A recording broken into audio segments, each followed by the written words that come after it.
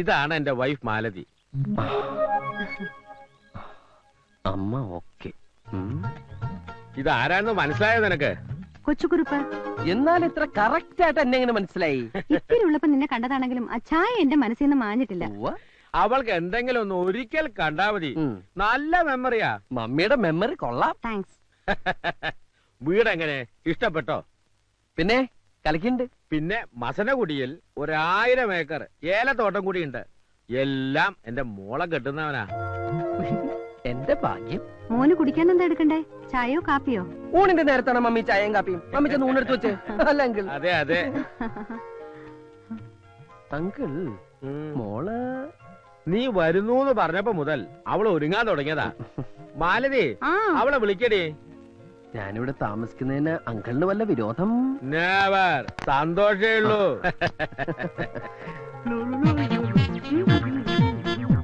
അങ്കിളിന് മൂത്തത് മോനാ? അതെന്റെ ഒരേ ഒരു മോള് ശാലിനി. എന്നാ ഞാൻ ഇറങ്ങട്ടെ. കുറച്ചു ദിവസം ഇവിടെ ഉണ്ടാവും ഡാഡി പറഞ്ഞല്ലോ. അത് ഞാൻ പെട്ടെന്ന് ഞാനൊരു കാര്യം ഓർത്തത്. ഇപ്പൊ പോയിട്ടൊരു അത്യാവശ്യം ഉണ്ടായിരുന്നു. എന്തത്യാവശ്യം? ഒരു അഡ്മിഷന്റെ കാര്യമോ? ഞാനത് മറന്നു. അഡ്മിഷനോ? അത് പിന്നെ കമ്പ്യൂട്ടർ പഠിക്കാനായിട്ടാ ഞാൻ വീട്ടിൽ നിന്ന് ഇങ്ങോട്ട് ഒളിച്ചോടിയത്. കമ്പ്യൂട്ടർ എന്ന് കേട്ട അച്ഛന് അലർജിയാ. അച്ഛനറിയാതെ പഠിക്കാനായിട്ടാ ഞാൻ. എന്നാ ഞാൻ അങ്ങോട്ട് ഊണ് കഴിച്ചിട്ട് പോവാം. അയ്യോ, ഊണ് കഴിക്കാൻ നിന്ന് അഡ്മിഷൻ പോവും. എന്നാ മോൻ വേഗം അങ്ങോട്ട് ചെല്ല. Thank you uncle. പിന്നെ അഡ്മിഷൻ ശരിയാക്കി പെട്ടിയും എടുത്ത് നേരെ ഇങ്ങ് പോരണം. അയ്യോ അതല്ല അങ്കിൾ, കല്യാണത്തിന് മുമ്പ് പെണ്ണിന്റെ വീട്ടിൽ താമസിക്കാന്ന് പറഞ്ഞാൽ അതും ഇത്രേ സുന്ദരിയായ മകൾ ഇവിടെ ഉള്ളപ്പോ നാട്ടുകാര് പലതും പറയും. ഓ, ഞാൻ അത്രയും കടന്നങ്ങ് ചിന്തിച്ചില്ല. എന്നാ മോൻ ചെല്ല. എങ്ങനെയുണ്ട്? Super daddy. ആ ഹനുമാനെ പോലെ തന്നെയുണ്ട് മോള്.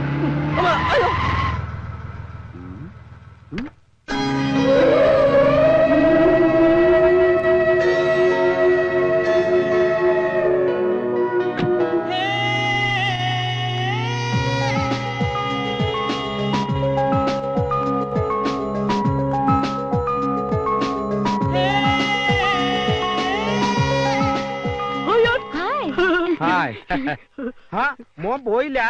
നേരം വഴിക്ക് അഡ്മിഷൻ? അല്ലെങ്കിൽ ഞാൻ എന്തോ മറന്നുപോയ പോലെ. എന്ത്? അതെന്താണെന്ന് മറന്നു. ഓർക്കുമ്പോ വിളിച്ചു പറഞ്ഞാ മതി, ഞാൻ എടുത്തു വെച്ചേക്കാം. ഇതാരാ? ഇതൊരു ഫ്രണ്ടാ, പപ്പി. പപ്പി? Hi puppy.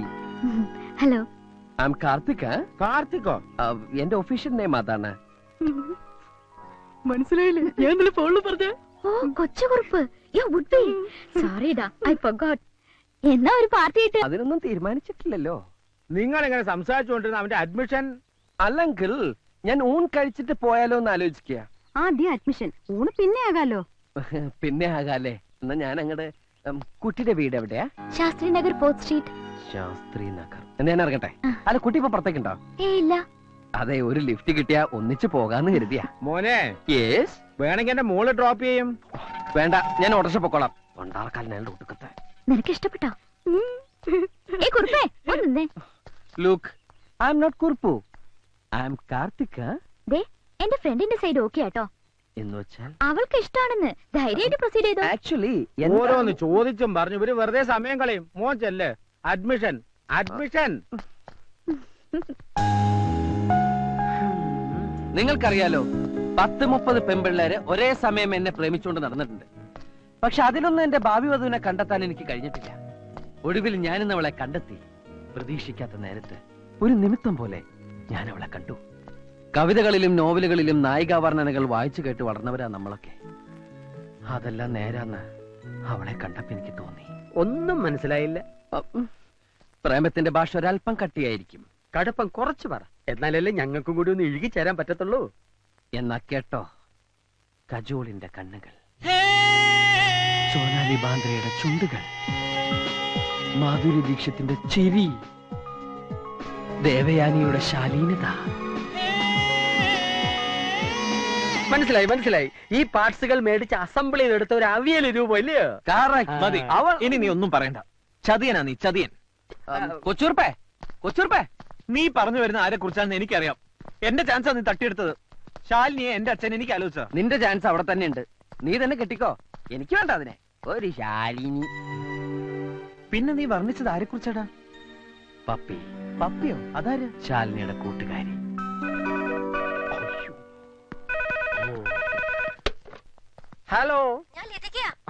ലതിക ഞാൻ മരിച്ചു എന്ന് പറഞ്ഞേക്കൂ. അനിയൻകുട്ടി മരിച്ചു.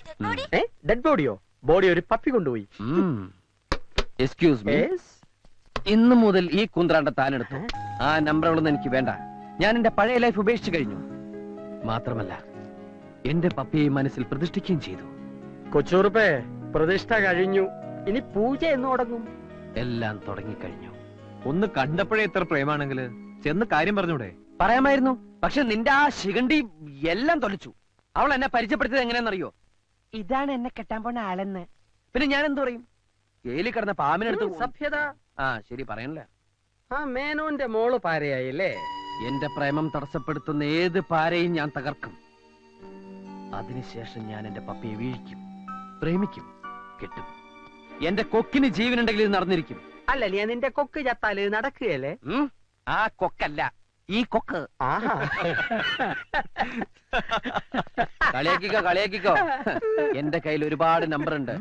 അതിലൊന്ന് ക്ലിക്കായാൽ ഞാൻ പിടിച്ചങ്ങ് കേറും. അങ്ങനെ അവളെ ഞാൻ സ്വന്തമാക്കും.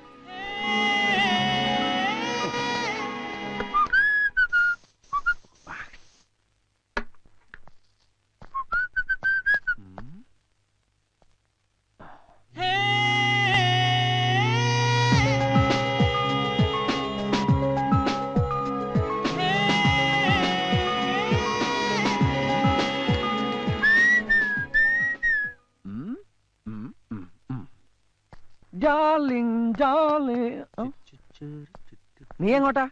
എനിക്കിന്ന് ഈ സിറ്റി മുഴുവൻ ചുറ്റിക്കറങ്ങണം. സോറി മൈ ഡിയർ, എന്റെ ഇന്നത്തെ ചാർട്ടിൽ നീ ഇല്ല. നീ കട്ട്, ഗെറ്റ് ഔട്ട്. എന്റെ മനസ്സ് കീഴടക്കിയ സ്വപ്ന സുന്ദരിയെ സ്വന്തമാക്കാനുള്ള എന്റെ ഭഗീരഥ പ്രയത്നം ഇന്ന് തുടങ്ങിക്കഴിഞ്ഞു. ഫസ്റ്റ് പ്രിഫറൻസ് ടു മൈ പാപ്പി. എന്നിട്ട് ഞാൻ നിന്നെ എവിടെ വേണമെങ്കിലും കൊണ്ടുപോവാം, എത്ര വേണമെങ്കിലും ചെലവ് ചെയ്യാം. തൽക്കാലം നീ ഒറ്റയ്ക്ക് പോ. ഒറ്റയ്ക്ക് പോയാൽ ഭാഷ പഠിക്കാം, വഴി പഠിക്കാം. Okay, by.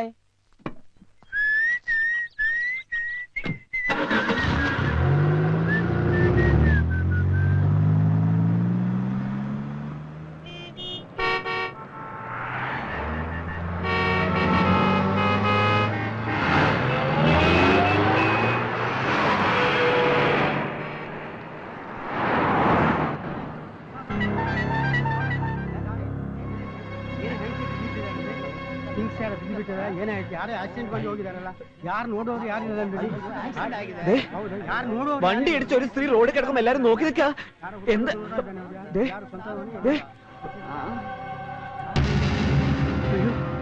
പ്ലീസ്, ആരെങ്കിലും ഒന്ന് ഹെൽപ്പ് ചെയ്യൂ. നമുക്ക് അവരെ ആശുപത്രിയിൽ എത്തിക്കാം. ഹെൽപ്പ് മീ, ഒന്ന് സഹായിക്കൂ. ഓട്ടോ.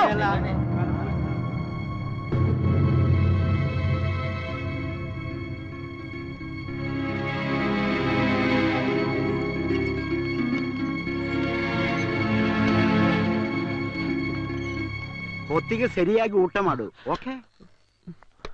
ആക്സിഡന്റ് ആയതല്ലുവാ, അവർക്ക് നീ ആരോ? എനിക്ക് ബുദ്ധിമുട്ടുണ്ടാ? മലയാളത്തിൽ പറഞ്ഞാ മതി. ആ സ്ത്രീ നിങ്ങളുടെ ആരാന്നാ പറഞ്ഞേ? എനിക്കൊരു പരിചയമില്ല. ഏതോ വണ്ടി ഇടിച്ച് റോഡിൽ കിടക്കണ കണ്ടപ്പോ എത്തിച്ചു എന്ന് മാത്രം. ഇപ്പൊ എങ്ങനെയുണ്ട് ഡോക്ടർ? റിസൾട്ട് എല്ലാം വരട്ടെ, പറയാം. കുഴപ്പമൊന്നും ഉണ്ടാവില്ലല്ലോ. എനിക്ക് കുറച്ച് ധൃതിയുണ്ട്. ഞാൻ പോയിക്കോട്ടെ ഡോക്ടർ? പോകാനോ?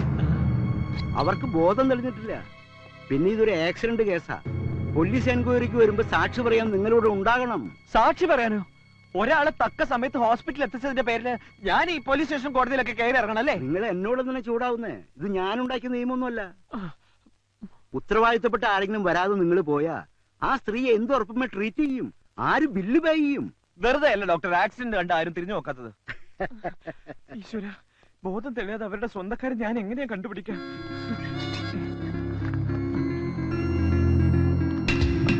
സുധാ വാര്യർ. ഡോക്ടർ, ഈ കാർഡിലൊരു അഡ്രസ്സും ഫോൺ നമ്പർ ഉണ്ട്. ഇത് അവരുടേതായിരിക്കോ? ആ നമ്പറിലൊന്ന് വിളിച്ചു നോക്ക്. ആ, വീട്ടുകാരെ പേടിപ്പിക്കാത്ത കാര്യം പറയണം. ഹലോ, സുധാ വാര്യരുടെ വീടല്ലേ? കുട്ടി അവരുടെ ആരാ? Menon who speaking? അത് പിന്നെ പേര് പറഞ്ഞ എന്നെ അറിയില്ല. നിങ്ങൾ സുധാ വാര്യരുടെ മകളാണോ? അറിയോ? അവരെ അറിയില്ല. പിന്നെ നിങ്ങൾക്ക് എന്താ വേണ്ടത്? വേറെ ആരും വീട്ടിലില്ലേ? ഐ മീൻ ആണുങ്ങൾ. മറ്റാരും ഇല്ലെങ്കിൽ നിങ്ങളോട് കാര്യം പറയാം. രോഗം മനസ്സിലായി. സ്റ്റുപ്പിഡ്.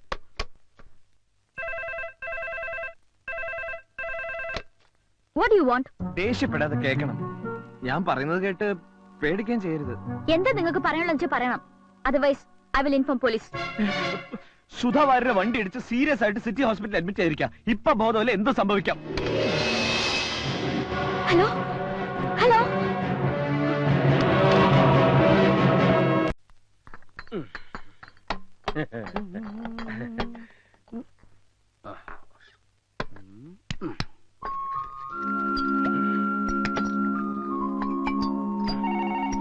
നീ എവിടെ ഇരിക്കും? ചിലപ്പോ എന്റെ ഡാഡി ആയിരിക്കും.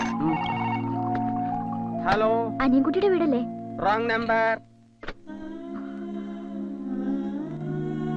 പോലീസ് സ്റ്റേഷൻ ആണെന്ന് ആ, ഈയിടെയായി റോങ് നമ്പർ ഒത്തിരി വരുന്നുണ്ട്. നീ ഇതിന്നൊന്നും എടുത്ത് പിടിപ്പിച്ചേ. പ്രേമനൈരാശ്യത്തിന് പറ്റിയ വരുന്ന. എനിക്കിത് ശീലമില്ല. ഇങ്ങനെയല്ലേ ശീലമാവണത്? അവൾ ഇതുവരെ വിളിച്ചില്ലല്ലോടാ.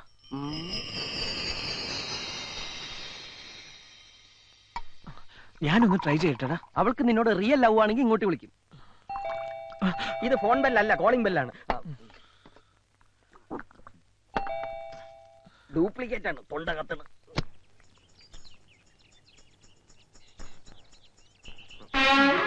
നിക്കടാ അവിടെ. ഇവൻ ഇത്തിരി കുഴിത്തുരുമ്പാ.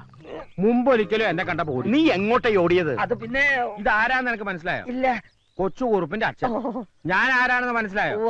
മറ്റേ പെണ്ണിന്റെ തന്ത. വാടാ അനിയൻകുട്ടി, ആ തടിയമ്മേനോനും കൂടെ അവന്റെ അച്ഛനും വന്നിരിക്കുന്നു. അനിയൻകുട്ടി, നീ എന്തിനാ വെപ്രാളപ്പെടുന്നേ? എനിക്കല്ലേ പ്രശ്നം. ഞാനല്ല ആ തടിയന്റെ വീട്ടില് നീയാന്ന് പറഞ്ഞ് പോയത്. ഇപ്പൊ എല്ലാം പൊളിയും. എന്റെ കർത്താവേ, ഞാനൊന്ന് ധൈര്യം കൂട്ടട്ടെ. എടാ, നീ അവിടെ എന്തെടുക്ക? ഇവരോട് മദ്യപിക്കല്ല അല്ലെന്നാണ് പറഞ്ഞത്. ഓ, നെഞ്ചരിയാണ്.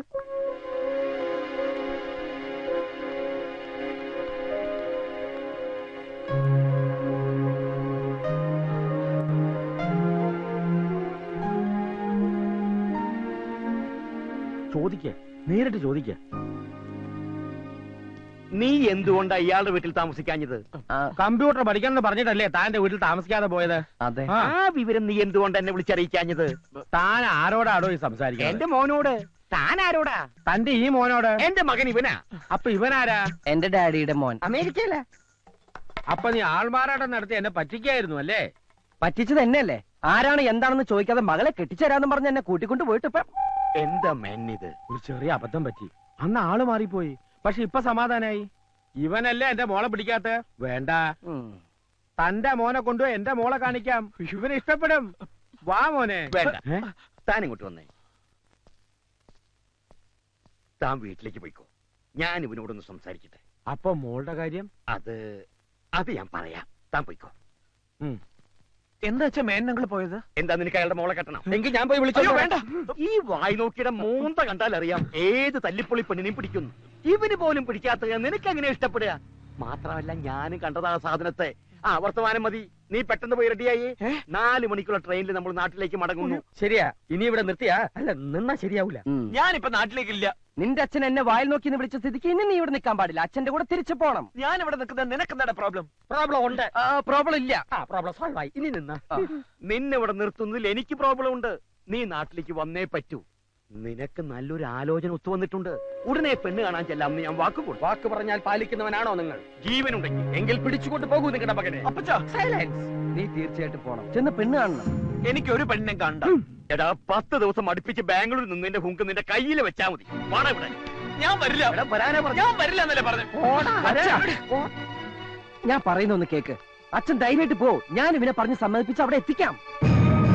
എന്ന് നാളെ വൈകുന്നേരം ഞങ്ങൾ ഇവിടുന്ന് ട്രെയിനിൽ കയറിയിരിക്കും. പോരെ?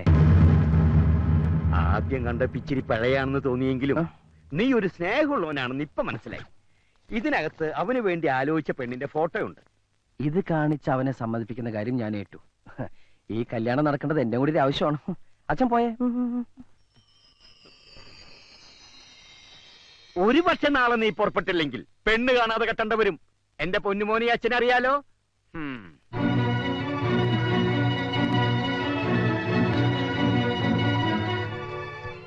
ഒരു മകൻ ഭൂമിയിൽ പിറക്കുമ്പോൾ അച്ഛനമ്മമാർക്ക് ഒരുപാട് സങ്കല്പങ്ങൾ ഉണ്ടാവും.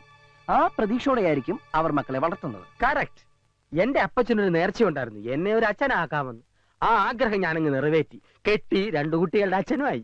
കണ്ടോ, മാതാപിതാക്കളുടെ ആഗ്രഹങ്ങൾ നമ്മൾ സാധിച്ചു കൊടുക്കണം. നിനക്കാണ് നിന്റെ ഡാഡി ആലോചനയുമായി വന്നതെങ്കിൽ നീ നിന്റെ പപ്പിയെ മറക്കോ? മറക്കൊന്നും തന്നെയല്ല. ദേ ഈ കവർന്ന് തുറന്നു പോലും നോക്കില്ല. നിശ്ചയിച്ചോളാൻ പറയും. നിന്റെ ഒക്കെ സ്നേഹത്തിന് എന്താണ് വില? എനിക്ക് എന്റെ പത്മജയെ മറക്കാൻ കഴിയില്ല. തേങ്ങാക്കൊല. ആ മനുഷ്യന് ഇത്രയും ദൂരം യാത്ര ചെയ്ത് മകനെ കാണിക്കാൻ കൊണ്ടുവന്ന ഫോട്ടോ ഇത്. പറ്റില്ലെങ്കിൽ കീറിക്കളയടാ. അനുഭവിക്കാൻ യോഗം വേണം. ഇതൊന്നും ശരിയാവില്ല. ഇതിന്റെ മൂക്ക് ശരിയല്ല. പ്രശ്നമാക്കണ്ട, പ്ലാസ്റ്റിക് സർജറി ചെയ്യാം. ഭൂലോക രമ്പെ കൊണ്ടുവന്ന് ഇവന്റെ മുന്നിൽ നിർത്തിയാലും പിടിക്കില്ല. ഇവന്റെ മനസ്സറിയാ പെണ്ണ. ശരിയാ, എന്റെ മനസ്സ് നിറയെ അവളാ. ഇതുവരെ ഒന്ന് കാണുപോലും ചെയ്തിട്ടില്ലാത്ത ഒരുത്തി വിചാരിച്ചോണ്ടിരുന്ന നിന്റെ ജീവിതം പാഴാകുന്നേ. ഇതെന്ത് കോപ്പിലെ പ്രേമോടാ. കണ്ണുകൊണ്ട് കാണുന്നത് മാത്രമല്ല കാഴ്ച. ഞാൻ അവളെ കണ്ടത് എന്റെ മനസ്സുകൊണ്ട്. മനസ്സിൽ പതിഞ്ഞത് മായ്ക്കാൻ പറ്റില്ല. അതെന്തും ആയിക്കോട്ടെ, പക്ഷെ ഇവിടെ ഈ കല്യാണത്തിന് നീ സമ്മതിക്കുന്നു. ഞാൻ നിന്റെ അച്ഛന് വാക്ക് കൊടുത്താ ഈ കുട്ടിക്ക് എന്താ കുഴപ്പം?